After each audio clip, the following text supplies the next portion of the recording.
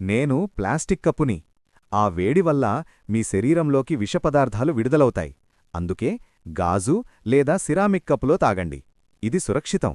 నేను మీ టెఫ్లాన్ ప్యాన్ని. నా మీద గీతలు పడితే వెంటనే నన్ను దూరంగా విసిరేయండి. నిప్పుకు గురైనప్పుడు ఆహారం కింద కనిపించే పొర విషాన్ని విడుదల చేస్తుంది. దానివల్ల లంగ్స్ మరియు హెల్త్కి హార్మ్ఫుల్. నేను చల్లని ఆహారం కోసం మాత్రమే తయారుచేసిన ఫోమ్ ప్లేట్ని. వ్రేడి ఆహారం పెడితే నేను కరిగి క్యాన్సర్ కారక పదార్థాలను విడుదల చేస్తాను. నేను ప్లాస్టిక్ సంచిని.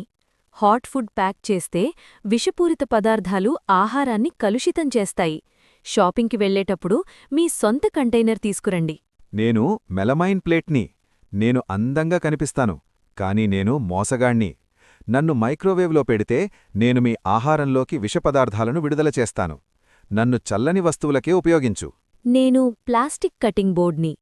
నైఫ్తో కట్స్ వల్ల మైక్రోప్లాస్టిక్స్ ఫుడ్లో మిక్స్ అయ్యి బాడీలో అక్యుములేట్ అవుతాయి. నేను మీ పాత వంటగది స్పాంజ్ని. నాలో బ్యాక్టీరియా మిలియన్స్ ఉంటాయి. డిషెస్ క్లీన్ చేస్తున్నట్టు జర్మ్స్ స్ప్రెడ్ చేస్తాను. నెలల తరబడి నన్ను వాడకండి. నేను న్యూస్ ప్రింట్ ఇంక్ని. ఫుడ్ ర్యాప్ చేస్తే టాక్సిక్ ఇంక్ ఫుడ్లో వెళ్ళిపోతుంది. హెల్త్ రిస్క్ పెరిగిపోతుంది.